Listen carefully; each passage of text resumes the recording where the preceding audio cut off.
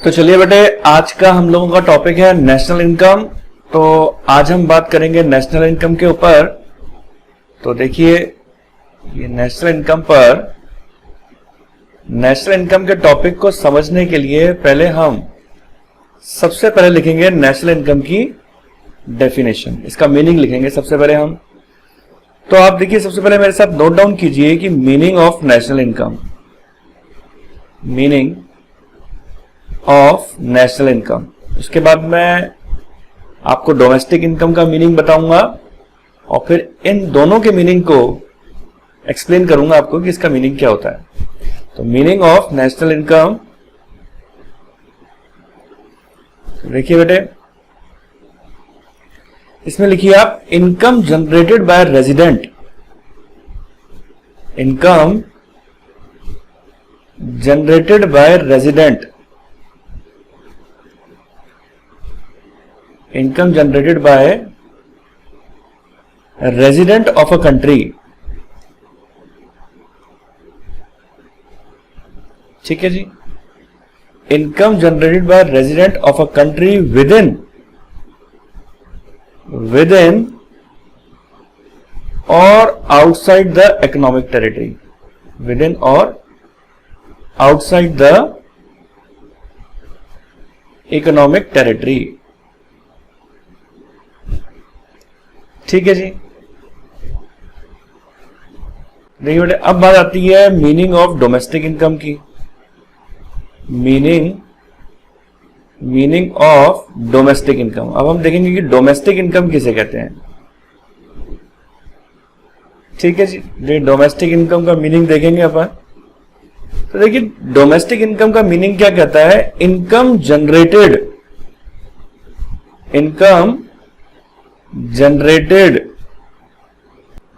within the economic territory,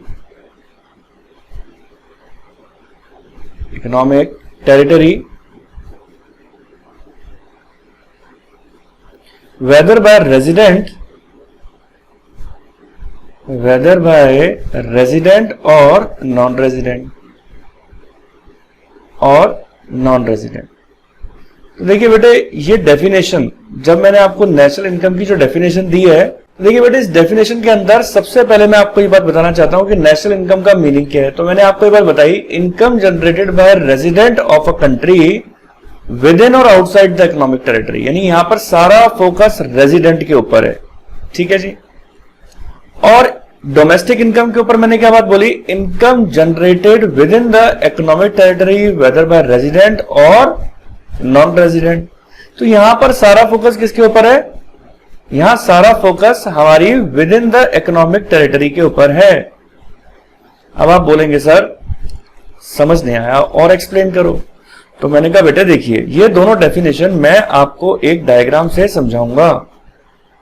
तो देखिए बेटे, ये डायग्राम से आपको समझ में आ जाएगी कि डेफिनेशन में है मैं आपको क्या कहना चाहता हूं। तो देखिए, ये है आपकी नेशनल इनकम और ये है आपके डोमेस्टिक इनकम। ठीक है जी, ये नेशनल इनकम है और ये डोमेस्टिक इनकम है। तो देखिए बेटे, हम बनाएंगे इसका एक डायग्राम और उस डायग्राम से आपको बात समझ में आएगी। तो सबसे पहले तो देखिए बेटे, आप लिखें कि नेशनल इनकम किसके ऊपर फोकस करता है? फोकस ऑन रेजिडेंट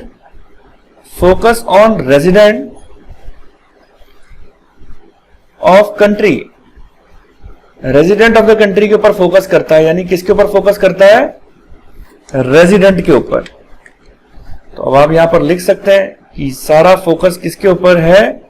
रेजिडेंट के ऊपर। और डोमेस्टिक इनकम किसके ऊपर फोकस करता है? डोमेस्टिक इनकम के बारे में मैं बात बताऊं तो इसकी डेफिनेशन में हमने ये चीज पढ़ी कि सारा फोकस इकोनॉमिक टेरिटरी के ऊपर है। Focus on economic territory. देखिए बेटे, किस तरीके से इकोनॉमिक टेरिटरी के ऊपर फोकस है और किस तरीके से रेजिडेंट ऑफ द कंट्री के ऊपर फोकस है। तो हम इस बात को डायग्राम से समझाऊंगा आपको मैं। तो देखिए बेटे, मान के चलिए कि ये हमारा इंडिया है, ठीक है, ये इंडिया है हमारा। ठीक है जी। अब देखिए बेटे, इंडिया के अंदर कई सारे रेजिडेंट हैं, कई सारे रेजिडेंट हैं इंडिया के अंदर। ठीक है सर, हमने आपकी बात मान ली कि इंडिया में रेजिडेंट है। मैंने सर एक बात बताया, रेजिडेंट किसे कहते हैं? मैंने कहा बेटे रेजिडेंट की मैं डेफिनेशन दूंगा, लेकिन आप अभी मान के चलें कि रेजिडेंट का मतलब वो है जो हिंदुस्तान में रहने वाले लोग हैं वो सभी रेजिडेंट हैं। हालांकि हम रेजिडेंट को बहुत डिटेल में पढ़ेंगे कि रेजिडेंट की डेफिनेशन में क्या क्या चीजें आती हैं। तो देखिए बेटे, मैं इसको शॉर्ट फॉर्म में IRIR यानी इंडियन रेजिडेंट लिख देता हूं। ठीक है जी। तो देखिए बेटे, मैंने आपको बताया कि इंडियन रेजिडेंट इंडिया में रहते हुए जितना कमाते हैं अर्न्ड इन इंडिया, वो नेशनल इनकम में आता है। ठीक है जी, ठीक है सर। और मैंने कहा बेटे अब्रॉड ले लीजिए आप, जैसे कि USA। अब इंडियन रेजिडेंट जब बाहर जाएंगे, ठीक है, और बाहर जाकर कमाकर आएंगे तो वो भी नेशनल इनकम का पार्ट बनेगा। यानी earning from abroad by resident. हां जी बेटे, earning from abroad by resident of a country. तो यानी हमारे हिंदुस्तान के रेजिडेंट हिंदुस्तान में रह के कमाते हैं तब भी आएगा, नेशनल इनकम का पार्ट बनेगा। और यहां के रेजिडेंट अगर बाहर जाके कमाकर वापस आ जाते हैं इंडिया में ही, तब भी वो नेशनल इनकम का पार्ट बनेगा। ठीक है सर, हमें आपकी बात समझ में आ गई। तो चलिए बेटे, अब मैं बात करता हूं आपसे डोमेस्टिक इनकम के बारे में, ताकि आप दोनों को डिफरेंशिएट कर पाओ। मैंने कहा बेटे मान के चलिए ये इंडिया है। ठीक है सर।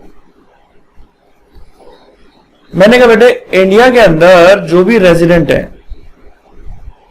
इंडिया में जो भी रेजिडेंट है, और रेजिडेंट इंडिया के रेजिडेंट जो भी इंडिया से अर्न कर रहे हैं, अर्न फ्रॉम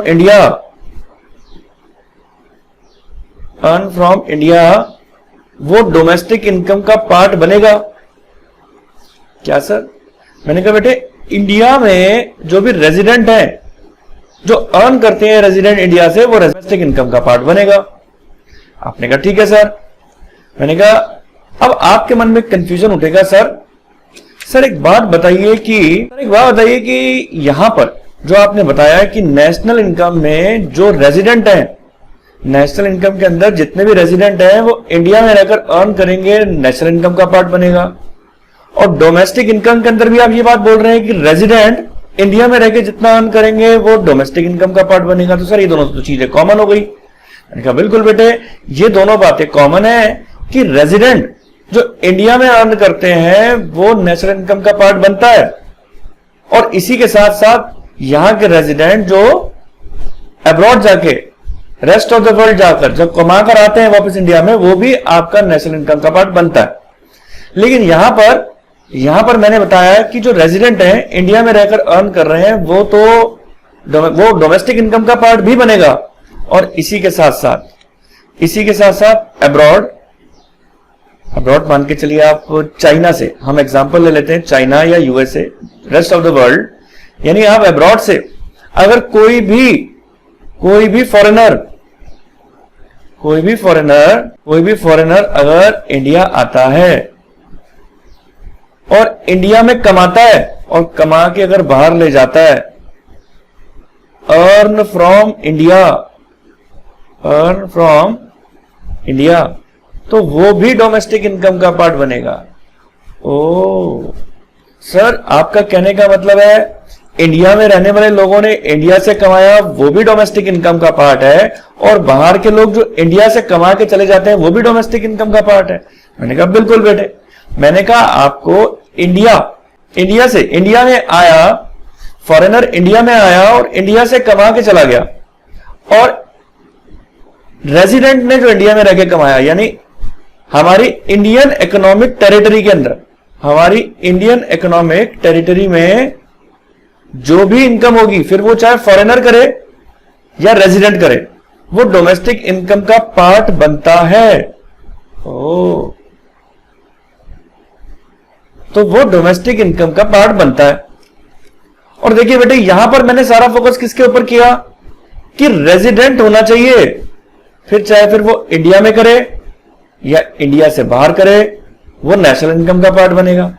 तो आपने देखा कि यहां पर मेरा फोकस था रेजिडेंट और यहां पर मेरा फोकस था इकोनॉमिक टेरिटरी। मैंने आपको यहां बेटे देखिए बताया कि रेजिडेंट होना चाहिए, और यहां क्या बात बोली, चाहे फिर वो रेजिडेंट करे या नॉन रेजिडेंट करे, इनकम जनरेट कहां पर होनी चाहिए, इकोनॉमिक टेरिटरी में। हमारी इकोनॉमिक टेरिटरी में यानी इंडिया के अंदर इनकम जनरेट होनी चाहिए, चाहे फिर वो रेजिडेंट ने की है या नॉन रेजिडेंट ने की है यानी फॉरेनर ने, तो वो डोमेस्टिक इनकम बन जाएगी। ठीक है सर, हमें आपकी बात समझ में आ गई। तो सर इसकी कंडीशन लिखवा दीजिए। मैंने कहा देखो बेटे, इसमें दो कंडीशन है। एक तो बेसिक कंडीशन, ये बेसिक कंडीशन तो आपको फुलफिल करनी ही है। यानी पहली कंडीशन नेशनल इनकम में पहली कंडीशन है income should be generated by resident. यानी इनकम किसके द्वारा जनरेट की जानी चाहिए, रेजिडेंट के द्वारा। और एडिशनल कंडीशन क्या चीज है, एडिशनल कंडीशन है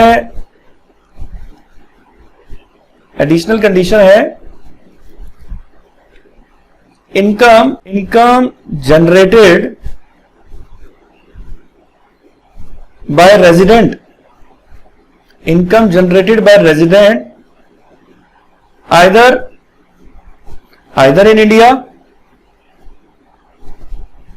और आउटसाइड इंडिया। ठीक है जी। तो देखिए बेटे, अगर रेजिडेंट है यानी बेसिक कंडीशन का आपका पूरा होना कंपलसरी है, यानी अगर बेसिक कंडीशन ही पूरी नहीं होगी तो वो नेशनल इनकम नहीं बन पाएगी। यानी आप मान के चलिए, अगर आप चेक करना चाहते हैं तो सबसे पहले आप ये चेक करेंगे कि क्या हमारी बेसिक कंडीशन पूरी हो गई, क्या इनकम जनरेट रेजिडेंट के द्वारा हुई है। तो देखिए बेटे, अगर इनकम जनरेट अगर रेजिडेंट के द्वारा हुई है तो वो नेशनल इनकम है, क्योंकि एडिशनल कंडीशन तो पूरी हो ही जाएगी। क्योंकि रेजिडेंट होगा तो या तो फिर वो इंडिया के अंदर यानी हमारी इकोनॉमिक टेरिटरी में इनकम जनरेट करेगा या इकोनॉमिक टेरिटरी से बाहर इनकम जनरेट करेगा। ठीक है, तो यानी ये कंडीशन तो फुलफिल हो ही जाएगी, लेकिन बेसिक कंडीशन का जरूरी है फुलफिल होना। मान के चलिए अगर बेसिक कंडीशन ही पूरी नहीं होती तो नेशनल इनकम नहीं बनेगी। इसी तरीके से बेटे मैं बताना चाहता हूं आपको इसके बारे में। इसके अंदर देखिए बेटे, आपको क्या काम करना है कि आप बेसिक कंडीशन है आपकी बेसिक कंडीशन क्या है, आपकी बेसिक कंडीशन है इनकम शुड बी जनरेटेड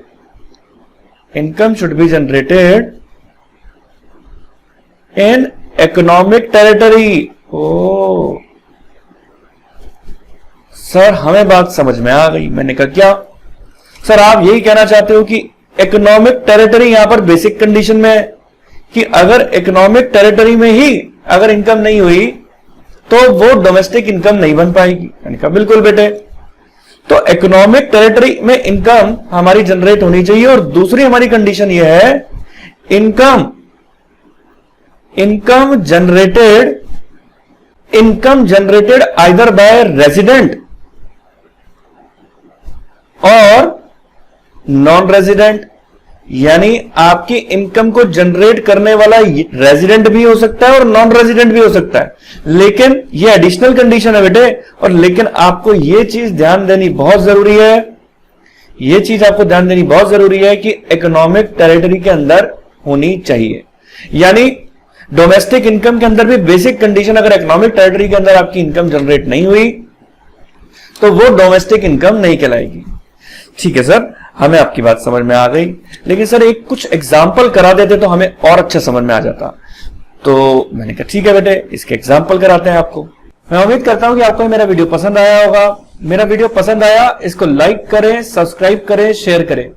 मेरे आगे के वीडियोस पाने के लिए बेल आइकन नोटिफिकेशन दबाएं, जिससे आपको मेरे आगे आने वाले वीडियोस का नोटिफिकेशन मिलता रहे। तो बने रहें। Thank you.